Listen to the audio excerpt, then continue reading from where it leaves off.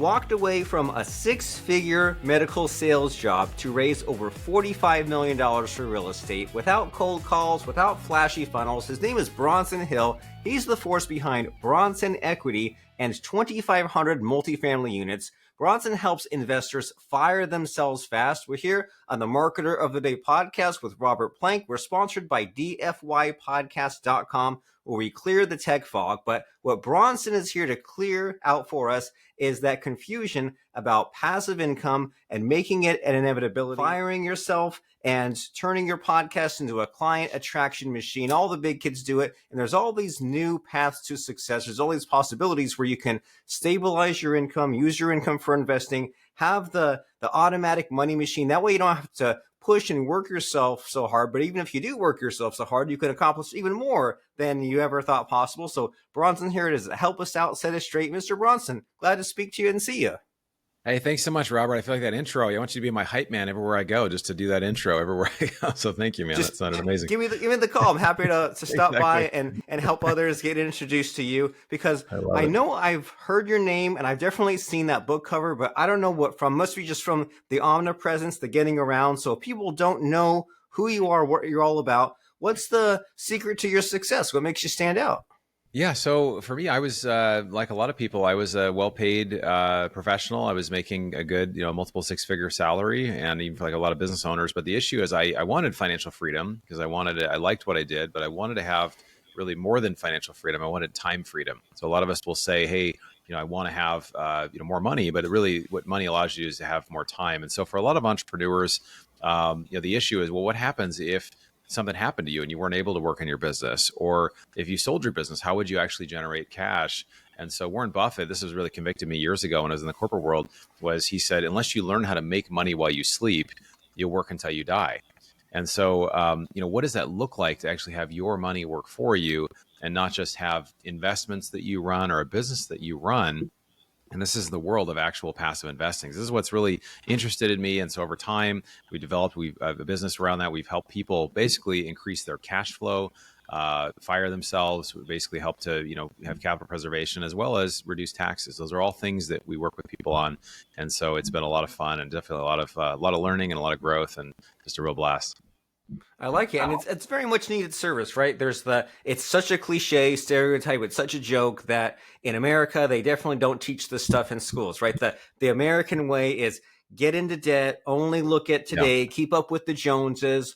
All that matters is the monthly payment, which grows and grows. And next thing you know, you're in the retirement home years and you haven't planned for the future. You didn't have all these things that grow with you. You just kind of kept piling on more stuff just to impress the people that you didn't like. And what was it all for? Well, maybe for nothing, right? It all compounded into the debt. So we want instead to find that better way, right? To follow your path to success, which is what? What should we maybe unlearn and learn about our finances and our financial future?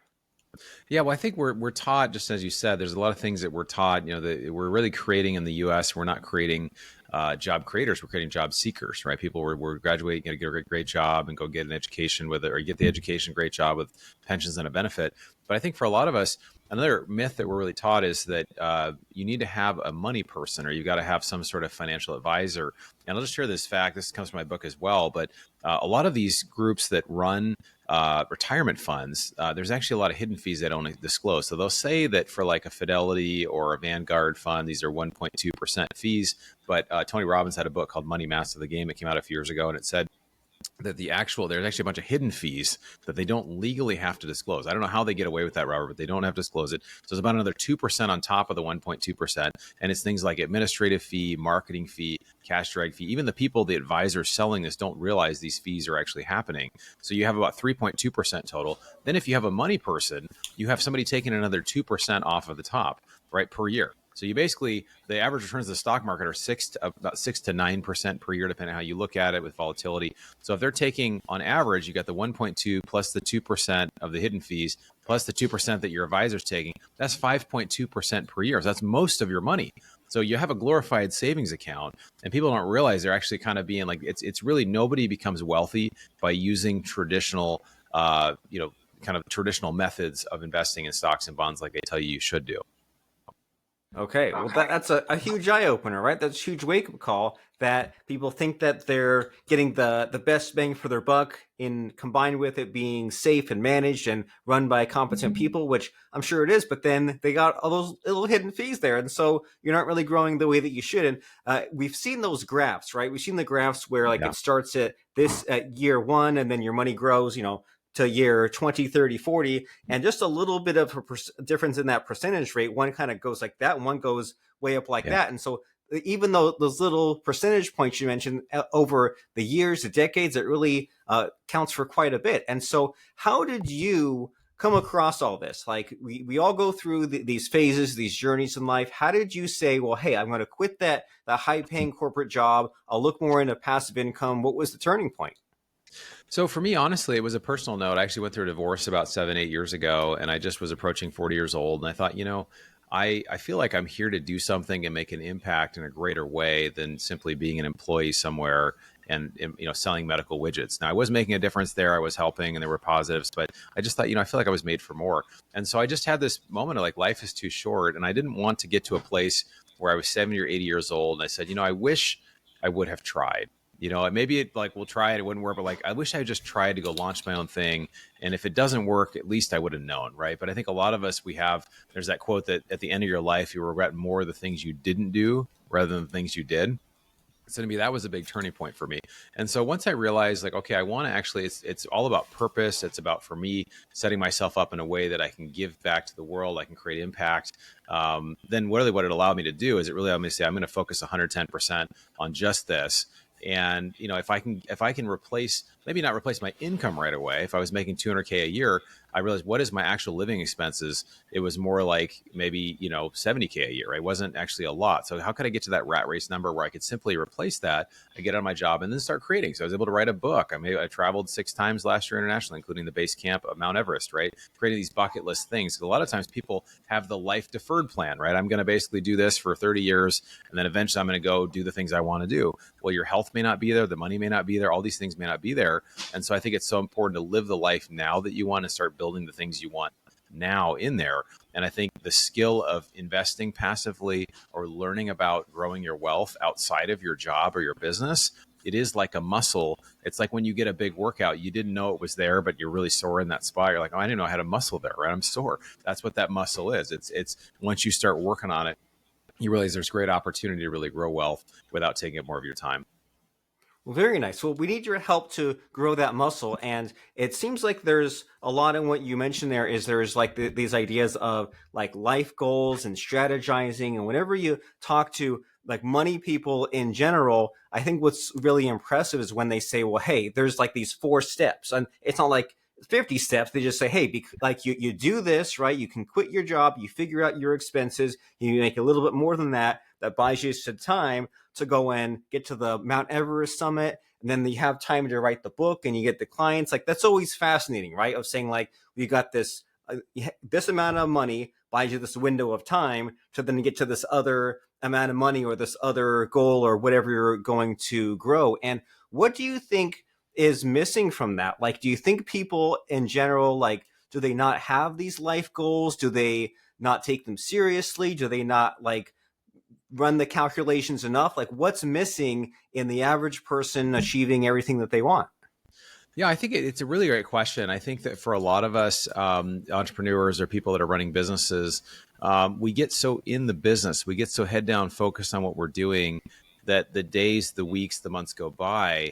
And as Michael Gerber would say, we're really focused in the business and not as much on the business. Or even then, is it possible to actually create a self-managing company? So I have a company that's branded Bronson Equity. It's around me, but last year I took almost 150 days off where I didn't answer the phone. I didn't have calls. I didn't do emails. I just basically have a team that can kind of help handle that. Right. So I think that as you grow and as you scale, it's so important to think about, how do I create this future that I want? What's this brighter future? Because there's this Groundhog Day type experience, right? Robert, I'm 44.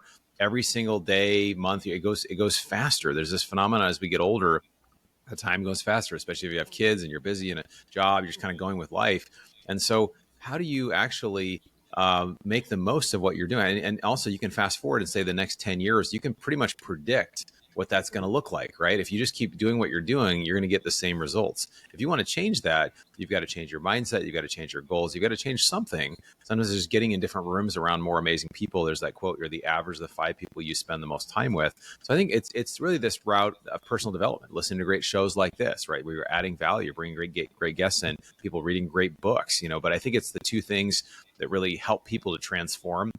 There's a quote that says, you'll be the same person 5 years from now, except for the books you read and the people that you meet, right? John Wooden is credited with that. So it's like, okay, the books you read, that's the education, that's the learning, that's the podcast, that's the conference, that's the learning the stuff.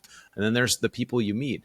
I've had literally people that I've met and I've been introduced to, and I've made $1 million off of one interaction, right? I've literally made them like that happens, right? So I think that if we want to change something in our life, we've got to change what we're learning and we've got to change who we're around. And then we run a mastermind called the Wealth Forum, and it's like we just had 25 people that are all high net worth, over 2 million, and like we're in the room together. And there's so much collaboration and so much amazing things that are happening. People are learning about deals, they're sharing mindset, they're sharing all kinds of things. And it's like you get around people, you want to emulate their life, and you just become like them. So I think those are really the two things that really provide the jet fuel to get to the next level. I like that. So you need to read all the time to get to where you want to go and to be meeting people and being in these rooms. And you figure that the reading of the books, it gives you like maybe less so than meeting the people, but the books are like the foundational knowledge, right? Like some of these things that you quoted, like the E-Myth, and you quoted like Warren Buffett and John Wooden, like they're things that we've heard. So that's like the kind of solid foundation that like no one else has said it better than that as far as that piece of advice. So you need both sides of it, right? The book learning, which is important, it's the base, only gets you so far, and then the peopling, and that's why it's so important. And it takes me like this constant reminder of like I need to do the LinkedIn, I need to do the meetings, I need to do the podcasting, because that is more long term, right? It's easier to let yourself get kind of gobbled up by the day to day, but then that's kind of employment, right? That's job. We need to be more entrepreneurial business owner. And so as far as you achieving some of these things you've accomplished, right? Building wealth, helping people, creating the self-managing businesses, was there any moments of awkwardness or anything scary as far as making that leap from employee to entrepreneur? Yeah, it's a great question. It's definitely, it was very scary. The idea of, I grew up with my dad's a college professor, my mom's a teacher, my grandmother's a teacher, like my sister was a teacher. So like everybody's in education. So they were saying, why in the world would you ever leave your great 200K? I was doing it like 30 hours a week. They're like, why would you leave? You're crazy. And then I got in a room full of entrepreneurs, and they basically met together for a year. And I just one time had shared with them, hey, let me present on this idea of me leaving my job. And I presented, and there was like 7 other guys, and they all said without exception, they're like, you should pretty much leave your job as soon as possible. And if it doesn't work out, you can always go back to medical sales. And it just kind of reframed it. I just didn't think of it that way, but like, you have to be careful who you listen to, right? You got to be careful who you kind of have in your life that's speaking in. So it kind of comes back to that principle of you're the average of the 5 people you spend the most time with, right? So I think that when you leave a job or you have something you're trying to create, and a lot of people that are entrepreneurs can relate with that, it can be sink or swim, and things may work out, they may not. But at the end of the day, there's that quote by Michael Jordan that's like, I've missed 50,000 shots in my career of taking the game-winning shot 54 times and missed and all this stuff. And he's like, and I'll keep shooting, and that's why I'm successful, right? It's just being willing to keep taking shots, being willing to keep trying things. And I think as an entrepreneur or anybody as a business, you've got to be willing to try new things, let them fail, and then you maybe realize one of those 10 things is going to be wildly successful, and you double down on that, right? That's good entrepreneurship, is willing, and as a marketer too, try the things that work, find what works, keep trying, and then find the thing, and then double down on that, right? So I think being willing to do that. So I think it's a different mindset, obviously, when you are an entrepreneur, and but at the end of the day, we can make these things catastrophize that, oh my gosh, what if it didn't work out, or what if I had to go back and get a job? And I'm like, if I had to go back and get a job, it'd be fine. I mean, I'm not planning to do that, but if I did, it wouldn't be the end of the world, and I just had to kind of get settled with that, right? Oh yeah, of course, 100%. There needs to be that being comfortable with the calculated risks, and like you said, not catastrophizing. You can always get another job, right? The whole idea that, well, if I quit this job and it'll never take me back. That's old timey thinking. Nowadays, with the remote work, like sure, it is a grind. It might be a grind for a few weeks to get something new, but you apply all day, every day. If the worst case, you could find something new with all the LinkedIn and the Indeed and the job sites and the remote work, like completely possible. And heck, you might even find something better if not, the business might work out. And so it's Yeah. like you said at the beginning, life is too short just to keep wondering what might have happened. And so to help us understand, like you've been on this path, right? You said I finally had enough. You did the real estate and the investing. Like what was all that like? What do you think you did that maybe made you a success where other similar people might have failed? Well, I think there's a lot of things. I think being going back to like the two things, the networking and the learning. I think you should look at those like a part-time job. So you have your job, you do right. I have a job in the business. We do the investments, we create the content, we do all this stuff. Well, my goal this year of 2025 is reading 90 books. Last year I finished at 90. This year I'm actually over. We're almost halfway through the year. I'm at 53 books now or something. I may actually hit over 100. I've never hit over 100. So I'm hoping to do that this year. But it's like there's so many connections that come from different things from a book. So even if it's a historical book or it's about another country or something, like I can bring that into conversation. It makes you an interesting person. It makes you easier to connect with. It makes you that when you see something in your business or you see something in politics, you're like, oh, I'm familiar. I've actually seen this before. And you can make these connections that other people don't make. So the more AI and more of this stuff kind of comes in play, people that actually can just make these connections and do pattern recognition, that can come from books as well. So I love that. And a book can teach you on a topic and become a tutor for you. And then also, with individuals, being willing to, have mentors, being willing to go to events, pay to be in the room. These are great resources that really help you to get to the next level. Because if I'm in my business and I am like, I'm stuck, I don't know what to do here. I've got this legal thing going on, or I've got an issue with a deal, or maybe for you, I've got a marketing challenge, or I've got a tough client. Well, if you can pick up the phone and call somebody and say, hey, I'm not sure what I do. What do you think? And they'll just tell you if they're more experienced than you respect them. And that's where I think a lot of times when we're doing it alone, we're so limited on how far we're going to get. So I think, having mentors, having, learning you're doing it's as important in the long run. Now, it's not going to like immediately always like change your life, but by having those long-term relationships, by having the learning that you're consistently doing every single day, over the next 10, 20, 30, 40 years, that's going to have an exponentially positive effect in your life.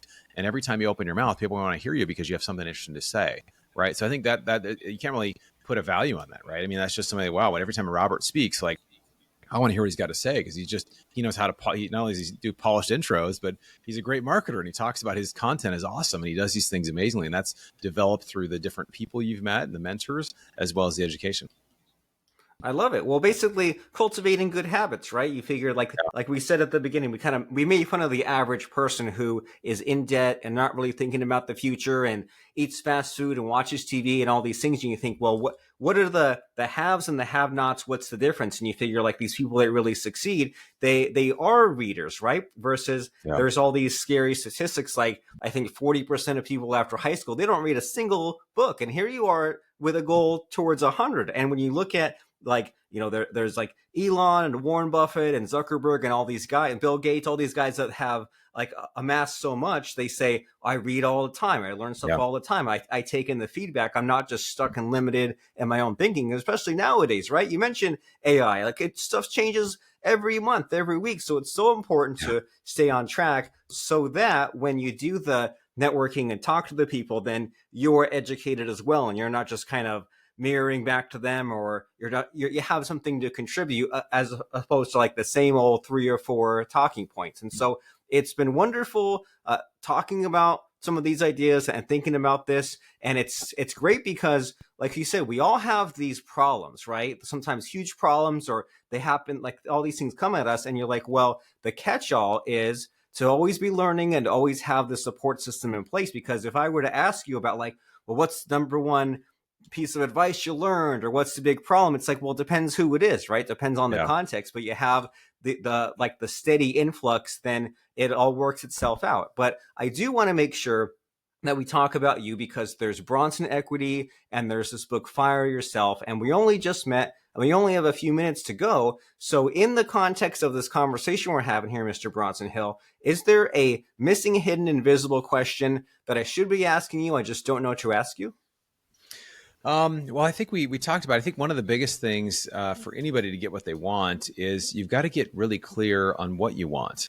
And for a lot of people, this is very hard. And I think entrepreneurs is a little easier. But one coach that I admire that I've followed for a while, he would just say, for the last 40 years, I've written down every single day, with the exception of a few days, what I want, like what it is I actually want in life, or what I want out of what I'm trying to do. And so if you're not clear on what you want, you're just going to continue to go on. And like we said, we can predict probably in your life, we could probably sit and have a conversation, or whoever's listening, and just say like, well, I can kind of tell you what's going to happen over the next 5, 10 years. Probably this, probably a little bit of this, probably a little more here in the business, and a little bit family. And like, maybe there'll be a break here and there. But if you want to have exponential results, you've got to just get really clear on what that is. And one of the exercises I liked, we had Dr. Benjamin Hardy on our podcast recently, who wrote the book 10X is Easier Than 2X, and The Gap and the Gain, and some other books. Just an amazing author. And he said, if you have a 10-year goal, he said, that the 10-year goals are not even real, because they're just so far out there, right? It's just like, it's always someday. But he said, what if you took your 10-year goal and you just, as a thought exercise, you had to do it in 3 years? Like, how would you do it, right? And again, not putting pressure, it's just a thought exercise. How would you do it? How could you do it? And then so you think about it, okay, this is how I would do it, whatever. I'd only focus on this and this and whatever. And then you say, okay, if you had to do it instead of 3 years, if you had to do it in 12 months, and of course, people's eyes might just be bugging out of there. Oh my gosh, how in the world could they ever do that? But if you had to in 12 months, how would you do it? And then you come down to, well, I'd have to do this one thing, or I'd have to double down on this, or I'd have to make that one connection, or I'd have to raise this.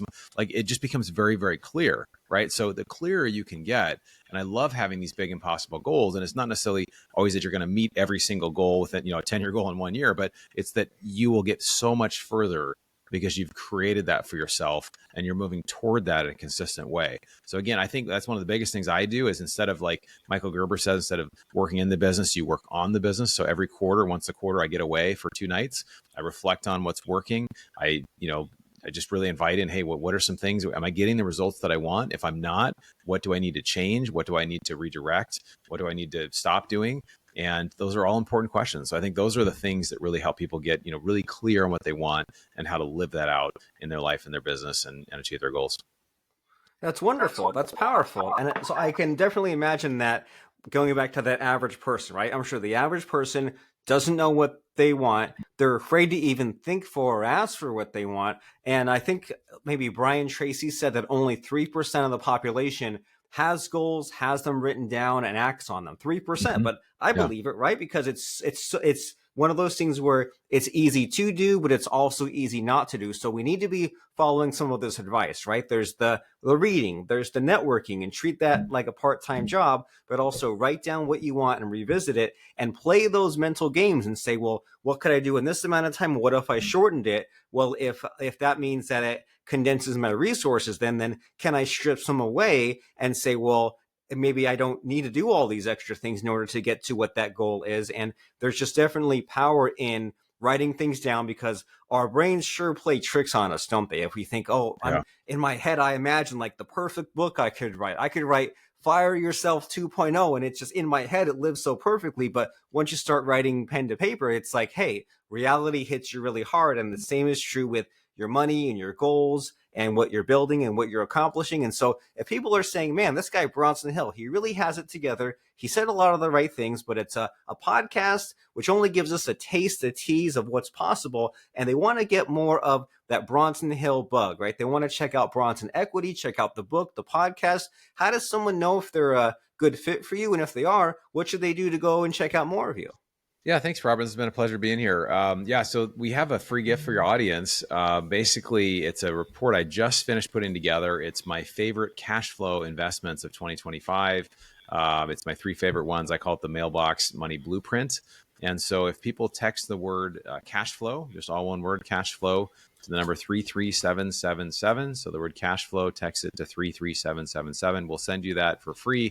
It'll ask for your email, your name, and then you'll get notified when we have educational things we do. We have upcoming deals we're working on, and just all the stuff we're working on. So I really appreciate you having me today. And I appreciate you being here. And here I am doing it right along as we're doing it. So it's really easy to just like hear someone's advice and say, oh, I'll go and do that text later. But do it right now, right? Text cash flow to 33777. And like, there you go. See, he already responded. And it says, what's your email that comes in? So when that reply comes in, then type in your email, and then you'll get that report that, as he said, he just finished. It's hot off the presses, and then you'll be able to. Oh, now I need to enter my full name. So we're going through a whole funnel here, right? I enter my Yeah. email, and we enter the full name, and then here we go. Now we have the exclusive resource from Bronson Equity, and he gives you that link, and you can get it on your phone. Because as you said when we began speaking here, Bronson, if you keep on with the same friends and the same thinking and the same actions, and you don't read new materials, you don't talk to new people, then hey, you're just on a path to have more of the same struggle. And we don't want that, right? We want this